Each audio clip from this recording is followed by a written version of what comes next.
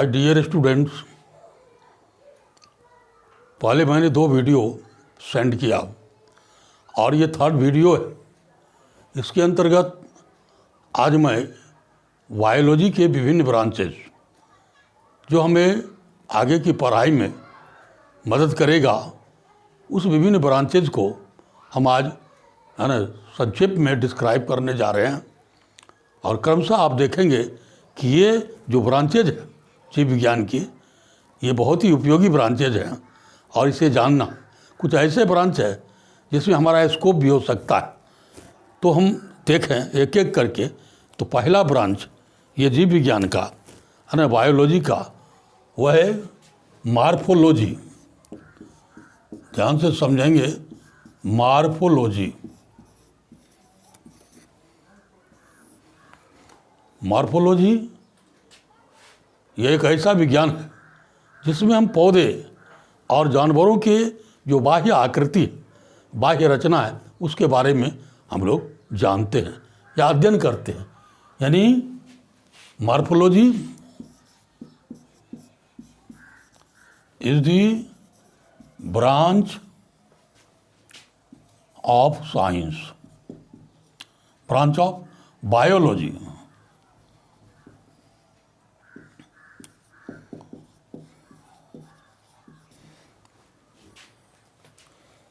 in which we study about external features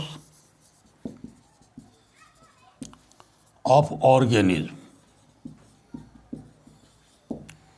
biology हुआ branch है, morphology हुआ branch है जिसके अंतर्गत हम लोग जीवों के बाह्य रचना और एक्सटर्नल फीचर का अध्ययन करते हैं। जब ऑर्गेनिज्म बोलते हैं तो ऑर्गेनिज्म का मतलब हुआ बोथ प्लांट एंड एनिमल्स, ये दोनों ऑर्गेनिज्म के अंतर्गत आ जाते हैं। तो मॉर्फोलॉजी के अंतर्गत हम लोग एक्सटर्नल फीचर को पढ़ते हैं। इसके बाद नंबर 2 में हम लेते हैं एनाटॉमी। ये क्या है? ये जीव शरीर की आंतरिक संरचना है ना, आंतरिक संरचना का विज्ञान। तो इसे हम लोग एनाटॉमी कहते हैं। The study of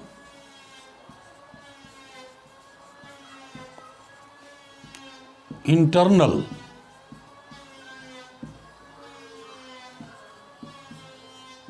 structure of organism. ये जीवों के शरीर के आंतरिक रचना का जब अध्ययन करते हैं वह एनाटॉमी कहलाता है। और यह भी जीव विज्ञान की महत्वपूर्ण शाखा है।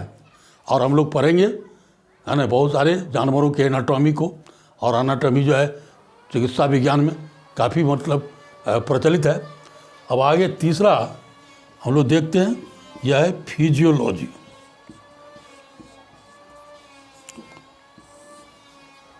फिजियोलॉजी को हिंदी में कार्यकी कहते हैं। और फिजियोलॉजी से हमारा तात्पर्य हमारे शरीर में जीवन रक्षी या जीवों के शरीर में जीवन रक्षी जो भी क्रियाएं हो रही है, वह सारी क्रियाओं को कुल मिलाकर के फिजियोलॉजी कहा जाता है। All the functions that maintains the life of organism on the earth is called physiology. Physiology is a branch of biology in which we study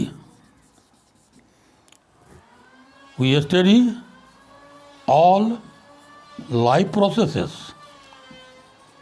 जिसमें हम सभी लाइफ प्रोसेसेस का अध्ययन करते हैं।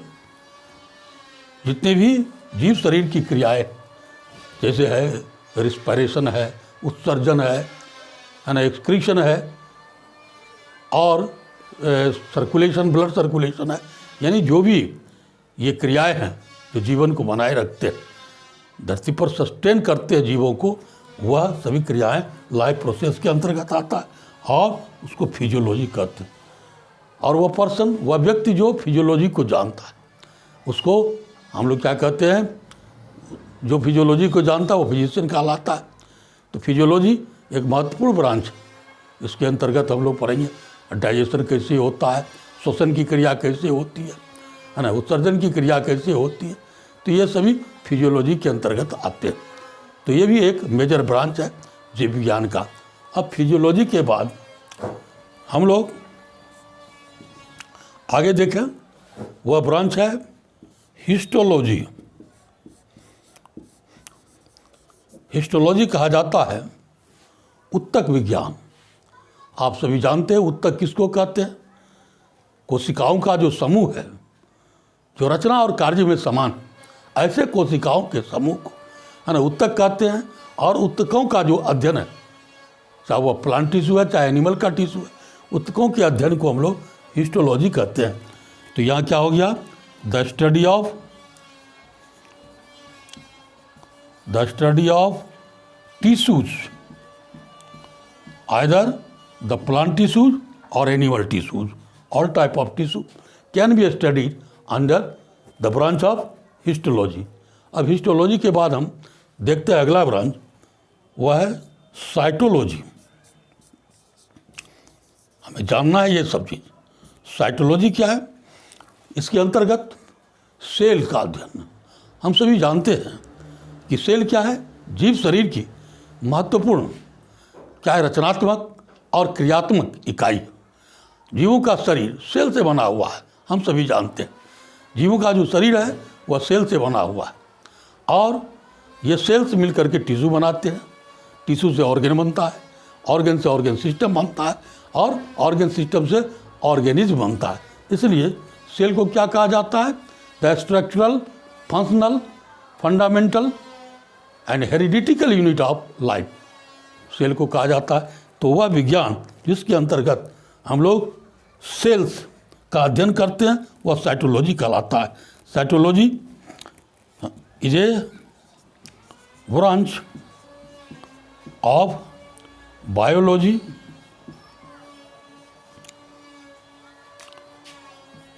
in which we study about cells। इसके अंतर्गत हम लोग सेल्स का अध्ययन करते हैं। तो इस तरह से हम देखें morphology, anatomy, physiology, histology, cytology. आगे कुछ ब्रांच है, मैं बता रहा हूँ पुनः साइटोलॉजी के बाद हम जानेंगे एम्ब्रायोलॉजी।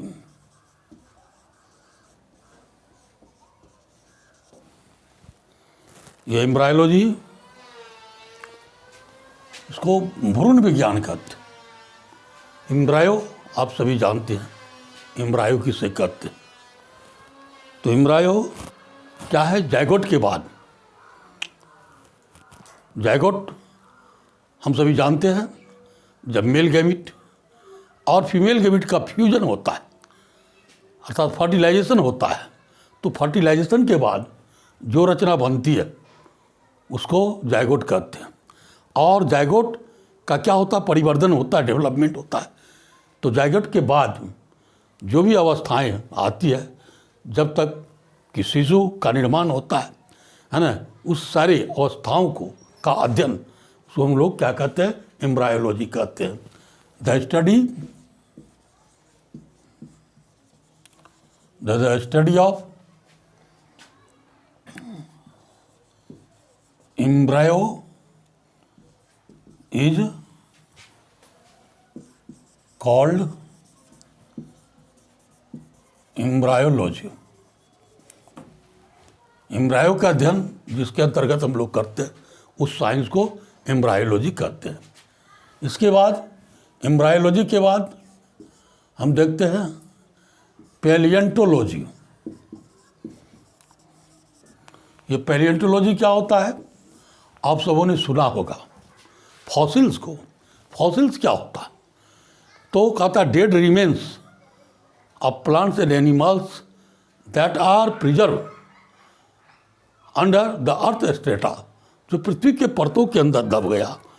पौधे और जानवर कालांतर में वो क्या हुआ, उसके जो शरीर के अवशेष वो परिरक्षित हो गया, प्रिजर्व हो गया, है ना, पृथ्वी के आंतरिक क्रियाओं के कारण।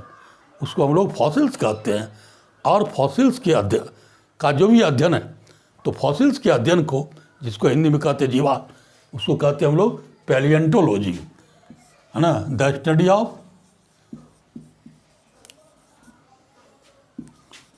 Study of fossils.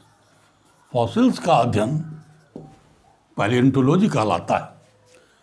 तो इस तरह से पैलिएंटोलॉजी के बाद हम लोग देखें, अब है जेनेटिक्स। यह जीव विज्ञान की बहुत ही महत्वपूर्ण शाखा है। वर्तमान काल में जेनेटिक इंजीनियरिंग होता है। हम सभी जानते हैं जेनेटिक्स क्या है। ये जेनेटिक्स, इसके अंतर्गत हम लोग पढ़ते हैं इसके बारे में, तो हम लोग पढ़ते हैं इसमें हेरिडिटी एंड वेरिएशंस। इसके अंतर्गत हम लोग पढ़ते हैं हेरिडिटी एंड वेरिएशंस। अब ये आपको जानना होगा कि हेरिडिटी किसको कहते हैं और वेरिएशंस किसे कहा जाता है। तो हेरिडिटी आनुवांशिकता को कहते हैं। हम सभी देखते हैं कि जैसे माता पिता होते हैं या पूर्वज होते हैं, उसी तरह के उसके ऑफस्प्रिंग अर्थात उसके संतान उसी तरह के होते हैं। यह हेरिडिटी कहलाता है, आनुवांशिकता कहलाता है। और मेंडल ने आनुवांशिकता पर कई प्रयोग किए, लेकिन कारक क्या है ना, उन्होंने फैक्टर मात्र कहा कि फैक्टर है जो हेरिडिटी, है ना, को एक पीढ़ी से दूसरे पीढ़ी में ले जाता है।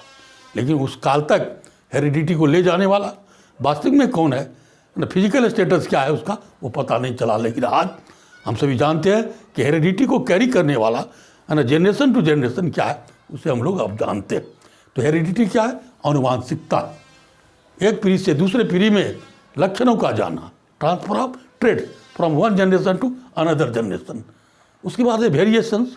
वेरिएशंस क्या है, वेरिएशन का मतलब होता है भिन्नता। कोई भी दो जीव धरती पर क्या है, वह एक समान नहीं है। वह, है ना, जेनेटिकली और मॉर्फोलॉजिकली वह एक समान नहीं होता है। इसको वेरिएशंस कहा जाता है। कुछ न कुछ उसमें वेरिएशंस होते हैं। ट्विंस जो होता है उसमें भी वेरिएशन अर्थात अंतर होता है। तो जेनेटिक्स क्या है, वह ब्रांच है जीव विज्ञान का, जिसके अंतर्गत हम लोग आनुवांशिकता को, हेरिडिटी को और वेरिएशंस को पढ़ते हैं।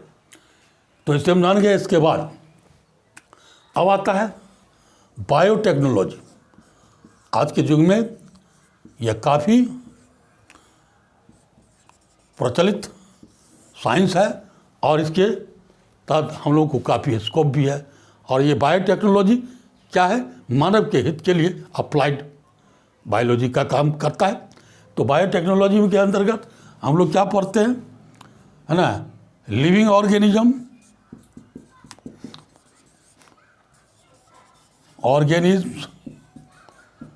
Living organism use and their enzymes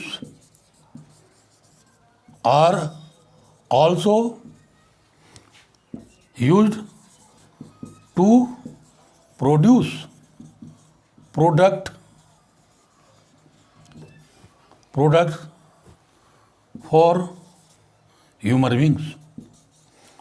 इसमें ऐसे प्रोडक्ट तैयार होते हैं लाइव ऑर्गेनिज्म के शरीर से डिराइव किया जाता है और फिर इंजाइम से जो जीव शरीर से प्राप्त होते हैं, तो उससे लेकर के और ऐसे प्रोडक्ट तैयार होते हैं बायोटेक्नोलॉजी के अंतर्गत, जो मानव के हित के लिए होता है। तो इसलिए बायोटेक्नोलॉजी का आज बहुत बड़ा क्या है, उपयोग है और इसका काफ़ी आजकल जो है क्या है, प्रचलन है। और बायोटेक्नोलॉजी को हम लोग हिंदी में कहते हैं जैव प्रौद्योगिकी। तो इस तरह से हमने पैलिएंटोलॉजी, जेनेटिक्स, बायोटेक्नोलॉजी, ये तीन अभी और इससे पूर्व मैंने जो बताया, कुल मिलाकर के जो आज हमने इस वीडियो के अंतर्गत, है ना, ब्रांचेज ऑफ बायोलॉजी को मैंने बताया। आप निश्चित रूप से इस ब्रांचेज को जानिए। जब हम जीव विज्ञान पढ़ते हैं तो हमें इन्स एंड आउट पढ़ना होगा, हर बातों की जानकारी करना पड़ेगा। और सभी तरह की जानकारी जब हमें होगा तभी हम जो है कोई सी कंपटीशन में और ऊंचे प्रतियोगी परीक्षाओं में सफल हो सकते हैं। तो इस तरह से मैंने इस वीडियो को संपन्न किया। आप इसको देखें, शेयर करें, और ये जो चैनल है JM क्लासेस, ये चैनल है, इसको आप निश्चित रूप से सब्सक्राइब कीजिए और मैं अपने प्रयास से वीडियो सेंड करता रहूँगा। धन्यवाद।